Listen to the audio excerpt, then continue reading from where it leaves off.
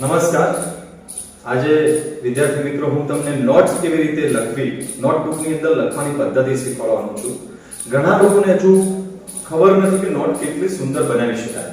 Not એવી બનાવવી જોઈએ કે જે તમને પસ્તીમાં આપવાનું મન ના થવું જોઈએ. તમે જીવો ત્યાં સુધી તમારી નોટ તમે સંગ્રહી રાખવાની ઈચ્છા થાય એટલી આપે એવું અદ્ભુત અને સુંદર નોટ બનાવી શકાય.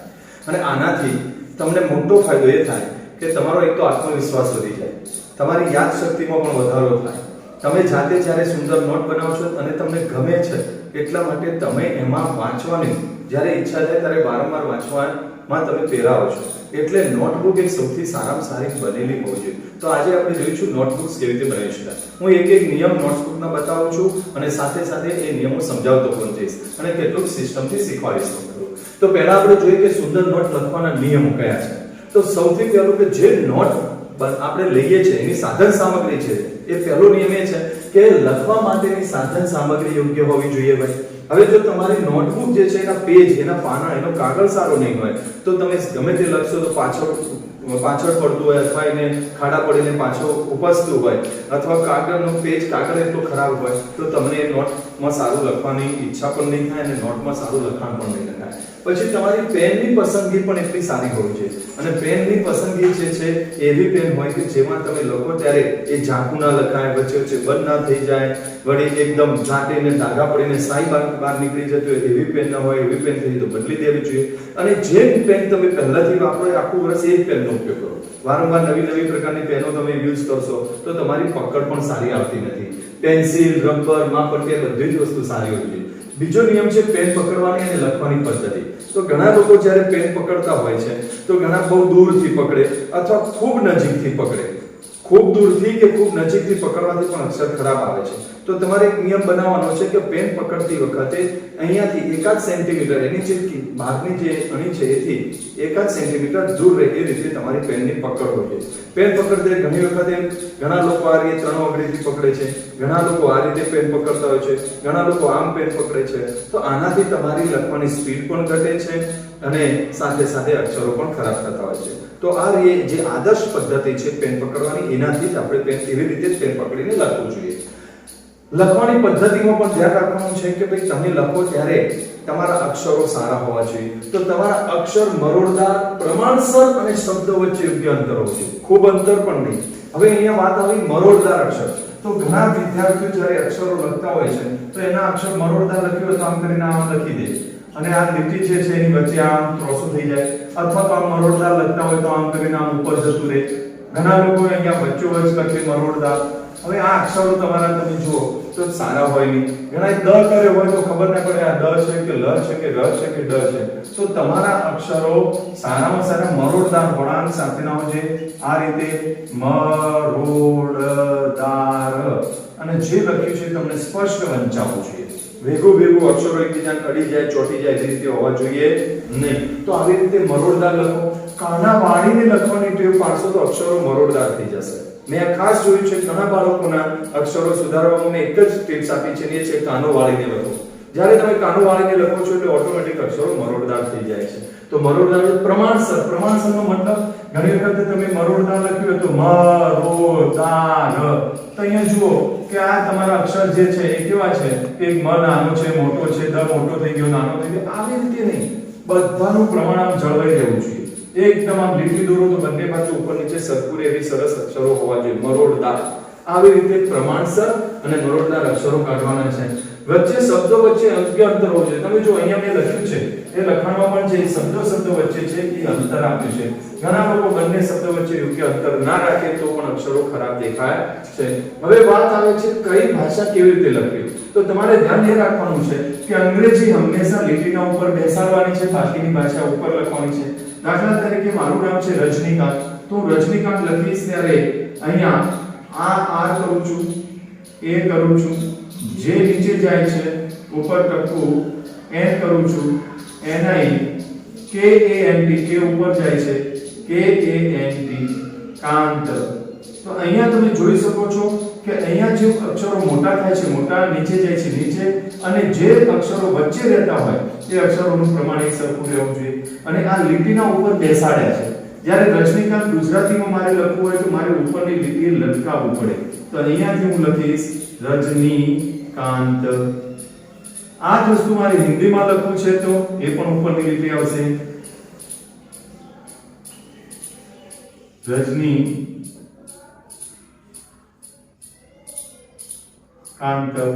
હવે તમે અહીંયા હિન્દીમાં જોશો કે કાનો વળતો નથી અને ઉપર તમારી જે છે સીધો રેખા દોરવી ખાસ જરૂરી છે. તો સીધો રેખા દોરો ત્યારે પણ તમારે રસ દીર્ઘ શ ભ એવા બધા અક્ષરોમાં વચ્ચે ઉપર નીકળતા હોય ત્યારે જગ્યા રાખવી. સંસ્કૃતમાં પણ એ રીતે લખી શકો.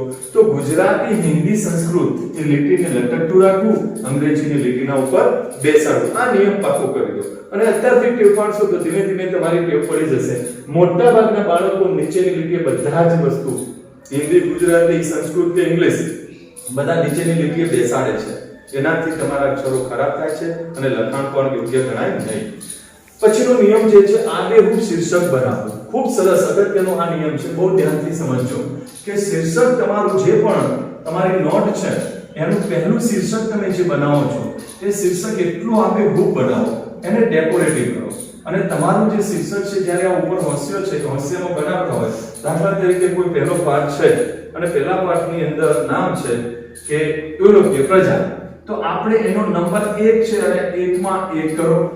યુરોપીય પ્રજા, તો યુરોપીય પ્રજા તમે વ્યવસ્થિત લખો યુરોપીય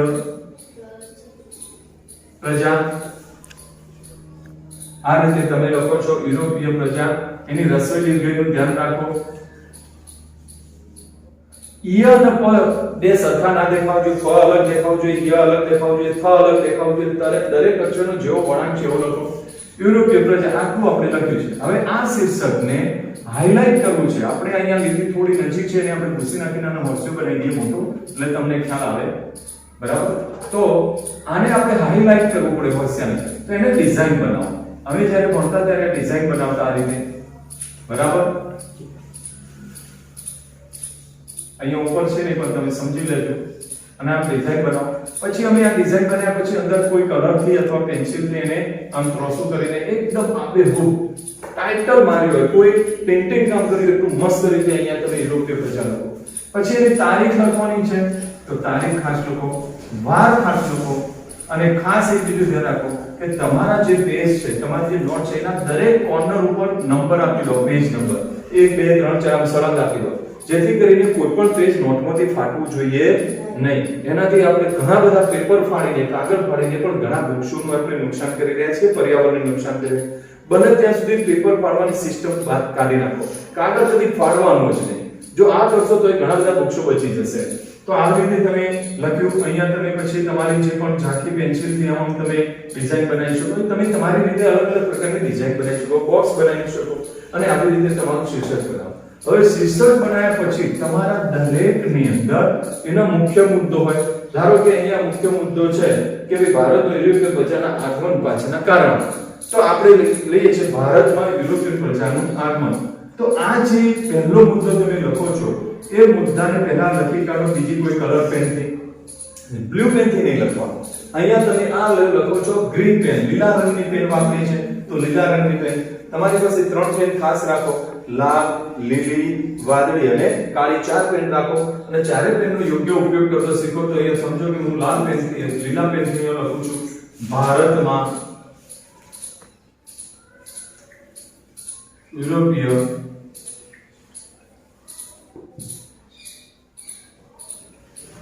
પ્રજાનું આગમન. 2 ટપકા કર્યા. આને અલગ કલરથી લખ્યું. કરકસર ના, કંજુસાઈ ના કરો, કરકસર કરો. ઘણા લોકો શું કરે, એટલી કંજુસાઈ કરે કે લીટીઓમાં ભેગું એટલું બધું લખી કાઢે કે અક્ષરોને એની નોટ જોવી પણ ના કરે. એટલે તમે કરકસર ના કરો, અહીંયા લીટી છોડવાની અત્યારે છોડો. હવે આ જે યુરોપીય પ્રજાનો આગમન વાળો ફકરો છે 2-4 વખત વાંચી લો અને એમાંથી તમે તમારી રીતે ટોપિક્સ બનાવો અને એ ટોપિક્સને લખો. અથવા એ પત્રની અંદરથી નાના પ્રશ્નો બનાવી અને પ્રશ્નો લખી કાઢો. તમે જે પણ કરવા માંગતા હોય એ ટોપિકના પેટા ટોપિકમાં પછી લખી શકો. ધારો કે આ મેઇન ટોપિકને ગ્રીન પેનથી લખ્યું, પછી પ્રશ્નો બનાવશો તો પ્રશ્ન કાળી પેનથી લખો અને જવાબ હંમેશા વાદળી પેનથી લખો. અને આવું કરો. હાસ્યની અંદર લખવાની ટેવ પાડો છો. હાસ્ય ખાલી છોડી દો. બીજું ક્રમ જ્યારે તમે લખો છો કોઈ પણ ક્રમ, સમજો કે અહીંયાથી આપણે પહેલો પ્રશ્ન લખ્યો છે ને અહીંયા ક્રમ લખ્યો, તો ક્રમના નીચે લખાણ ના આવે એનું ધ્યાન રાખો.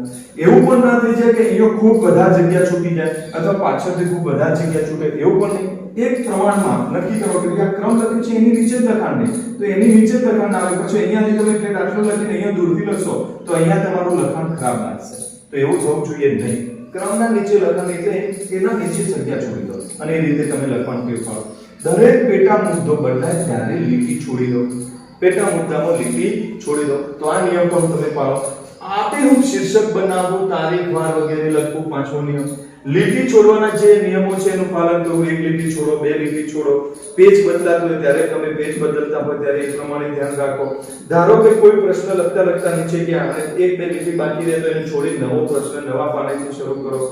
પદ્ધતિ અપનાવો. નવો મુદ્દો નવા પાને આબેહૂબ રીતે લખો. બીજું છે રંગીન પેનનો મુખ્ય મુદ્દો પેટા મુદ્દા માટે યોગ્ય ઉપયોગ કરવો. પછી આકૃતિ હંમેશા પેન્સિલથી દોરી. તમે કોઈ પણ આકૃતિ દોરો પેન્સિલથી દોરી અને પછી એને બોક્સ બનાવી દો. ધારો કે આપણે અહીંયા આકૃતિ આ રીતે દોરવી પડે, આ દોરી છે, પછી એને આમ બોક્સ બનાવી દો. એ આકૃતિને બોક્સથી આમ શણગારી દો.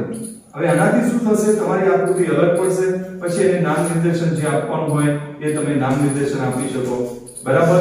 અને બોક્સની અંદર આપો, બોક્સની અંદર તમે રાખીને આપી શકો તમારી જે પેજ હોય એની જગ્યા પ્રમાણે. પણ એકદમ સુંદર આકૃતિ દોરો. આકૃતિ દોરવામાં ઉતાર કરી વેઠ વાળવાની નહીં. વેઠ વાળશો તો તમારું આગળ જતા તમારું રિઝલ્ટ ખરાબ થશે. એટલે વેઠ વાળવાની નથી ભાઈ. અને ફ્લો ચાર્ટ અને ડાયાગ્રામ બનાવવા. તમે કહેશો સાહેબ ફ્લો ચાર્ટ અને ડાયાગ્રામ કેવા હોય? તો તમે જેમ પેઢીનામું બનાવતા એ રીતે ફ્લો ચાર્ટ અને ડાયાગ્રામ બનતા. તો એ પણ કલર પેનનો ઉપયોગ કરો. સમજો કે ભાઈ અહીંયા ઉપર આપણે લઈએ છીએ સજીવ, બરાબર. સજીવ લઈએ છીએ આપણે. આ ફ્લોર ચાર્ટ બનશે, ડાયાગ્રામ બનશે સજીવ. હવે સજીવના બે પ્રકાર કયા છે? તો કે વનસ્પતિ અને પ્રાણીઓ. હવે એના પણ પ્રકાર પડતા હોય તો એના નીચે પાછળ એના આ રીતે ફ્લોર ચાર્ટ બનાવતા જાઓ, આ રીતે માઇન્ડ ચાર્ટ બનાવતા જાઓ. હવે આવું કરવાથી શું થશે? તો તમને ઝડપથી આ ચાર્ટ બનાવીને તમે જો બનાવ્યો હશે, આના ફ્લોર ચાર્ટ બનાવ્યા હશે, માઇન્ડ ચાર્ટ બનાવી અને તમે જો તૈયારી કરી હશે તો જલ્દી ગોખવું નહીં પડે, યાદ રહી જશે. અને એટલા માટે ફ્લો ચાર્ટ અને ડાયાગ્રામ બનાવવા જોઈએ. પોતાની મૌલિકતાથી નોટ્સ લખો. ઘણા લોકો ગાઈડમાંથી કે બીજા કશાકમાંથી સીધો ઉતારો કરી દે. તમે એનો ઉપયોગ વાંચવા તરીકે કરો, પણ જ્યારે તમારા પ્રશ્નનો જવાબ અથવા નોટ્સ બનાવો ત્યારે તમારા શબ્દોમાં તમારી રીતે બનાવવાનો ટ્રાય કરો. 2 4 5 વખત વાંચી જાઓ અને પછી તમે પોતે પોતાની રીતે ક્રિએટ કરી અને સરસ મજાનું લખાણ કરશો. મૌલિકતાથી લખવાનું. અંડરલાઈન અને બોક્સ વ્યવસ્થિત. ઘણી વખતે ઘણા લોકો અંડરલાઈન કરે તો કેવું હોય? દાખલા તરીકે અહીંયા મેં લખ્યું છે વનસ્પતિ કરીને કંઈક લખ્યું છે. હવે એના નીચે આપણે હાઇલાઇટ કરવા માટે કે ખાલી જગ્યા માટે અંડરલાઈન કરવી છે તો ઘણા બહુ જ આમ દૂર અંડરલાઈન કરશે, અથવા ઘણા અંડરલાઈન કરશે તો આમ ઉપર આવી જશે, અથવા ઘણા લોકો અંડરલાઈન કરશે તો એકદમ આમ નજીકમાં ઉપર ચેકચાક થઈ ગયો એવું લાગશે. એવું નહીં. તમારી અંડરલાઈન બરાબર નજીકથી પસાર કરવી છે. બહુ દૂર પણ નહીં, બહુ નજીક પણ નહીં. અને એવી રીતે અંડરલાઈન કરો. બોક્સ બનાવો ત્યારે પણ ધ્યાન રાખો કે એનું બોક્સ વ્યવસ્થિત આ રીતે સિસ્ટમેટિક બનાવો. કટ ના થવું જોઈએ કોઈ વસ્તુ, કોઈ અક્ષર કપાવ ના એ રીતે બોક્સ બનાવી દો તો તમારું એ હાઇલાઇટ થશે, દેખાઈ આવશે. તો લખાણમાં આવી બધી વસ્તુનો ઉપયોગ કરો. છેકછાક ડાઘાડૂઘી તો ન જ કરવી. કે આને પણ અંદર ઘણી વખત આપણે લખ્યું પ્રાણીઓ અને પછી આપણને જોયું કે આ પ્રાણીઓ નતું લખવાનું, બીજું કંઈક લખ્યું હતું. તો ઘણા લોકો શું કરે? આમ ચેકવા લાગી જાય. આવી રીતે છેકછાક કરવાની જરૂર નથી. તમને ખોટું પડે ગમે ત્યારે, ગમે તેટલું ખોટું પડે, એક જ નિયમ યાદ રાખો કે ભાઈ હું છેકછાક એ રીતે નહીં કરું. હું માત્ર એક જ લીટી આમ મારીશ. આખો ફકરો ખોટો પડે છે તો એને માત્ર નામ 3 એક લીટી મારી દો. બીજું કશું જ નહીં કરવાનું. આખો ફકરો એમને દેખાવી, એક આડી લીટી અંદર દેખાવી દો, બીજું કાંઈ જ નહીં. નવું કામ એ બધું કદી ફાડવા નહીં. તમારે ભૂલ પડી તો એનાથી 2 3 લીટી છોડીને આગળ લખવાનું શરૂ કરો, પણ પેજ કદી ફાડવાના નહીં. પેજ કદી નહીં ફાડતા. કે તમે એક બાજુ ભૂલ પડી આખું પેજ કાઢી નાખો છો. હવે આગળ પાછળનું એટલું પેજ તો પૂરું તમે ફેંકી દેવાના, ડસ્ટબિનમાં જવાનું, કચરો પડવાનો અને નવા કાગળ બનવા માટે કેટલા બધા ઝાડ કાપવાના. તો આપણે હંમેશા પર્યાવરણનું રક્ષણ પણ કરતા રહેવું જોઈએ. પછી છે સ્વચ્છતા અને સુંદરતા જાળવવી. સ્વચ્છતા અને સુંદરતા ક્યાંય પણ આવું ચેકચાક ના કરો. ઘણી વખતે ખાતર તમે લખવા બેઠા હો અને પછી દાળ, કઢી, ભાત બધું જ એમાં શાક દાળ બધું એના પેજ ઉપર આવે. ઘણી વખત પાણી પીતા પીતા પાણી એના ઉપર પડી જાય, કોઈ વસ્તુ કે કલર લઈ બેઠા કલર એમાં ઢળી જાય. તમારા પેજ બગડવા ના જોઈએ, તેલવાળા ના થવા જોઈએ, તમારી ખાવાની વસ્તુથી બગડવા ના જોઈએ, નહીંતર એ આખું પેજ ગંદુ લાગે. ઘણા છોકરાઓને બહુ ખરાબ ટેવ હોય છે, ગમે તે પેજ ઉપર ગમે તે લગ્ન કરતા હોય, લીટો કરતા હોય.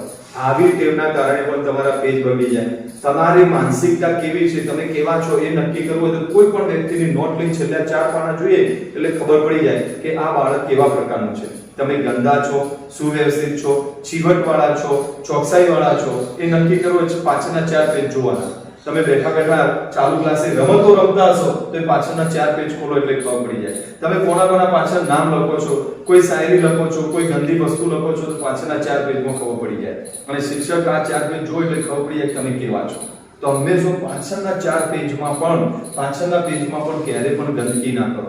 નોટબુકનું સારું ખૂંટું ચડાવી રાખો, જ્યાં ત્યાં એનો કોર્નર વળી ના જાય. નોટબુકનો જે ખૂણો છે એ વળે નહીં એની કાળજી રાખો. સારી નોટ તમે લીધી પણ જો તમે આ ખૂણો વળી જશે અથવા અહીંયા પાછળના જે પેજ તમારા હશે એમાં તમે જો અહીંયા કે આ પેજ છે, આ છોકરાની મેં લીધી છે, જો અહીંયા સ્ટાર દોર્યા છે, અહીંયા આમાં કલર પૂરી દીધો છે, વળી અહીંયા કંઈક ના કંઈક આવું બધું કર્યું હોય તો શું થશે? તમારી નોટબુક ખરાબ લાગશે. અહીંયા તમે શરૂઆતમાં જો અનુક્રમણિકા આપી છે પણ એમાં ભરી નથી, તો આ બધી જ વસ્તુ ધ્યાન રાખવાની. કલર પેન વાપરીને તમે લખ્યું કેટલું સુંદર લાગે. હવે આ અહીંયા નોટ બનાવી છે તો જુઓમાં કેટલા લીટા અંદર છે બધા. કોઈ નોટનું કોઈ પૂંઠું નથી, ગમે ત્યાંથી પત્તા ભેગા કરીને નોટ બનાવી દીધી છે. બરાબર? તો આવું નહીં, થોડું વ્યવસ્થિત રાખીએ આપણે. લખાણ સારું છે, મોતીના દાણા જેવા અક્ષરો પણ નીકળતા જાય છે, સારું છે, પણ હવે કલર પેનનો ઉપયોગ થાય તો વધુ સારું લખાણ દેખાય. જો અહીંયા ચેક કર્યું છે તો કેવું ચેક કર્યું છે એવું નહીં, એક લીટી જ મારવાનું. જો આવી રીતે તમે નોટબુક બનાવશો તો ખૂબ સુંદર રીતે નોટબુક બનશે. પેજ નંબર ખાસ આપી દેવાના, જેથી કોઈ પણ પેજ ફાળો તો તમને ખબર પડે કે આ પેજ ફાટ્યું.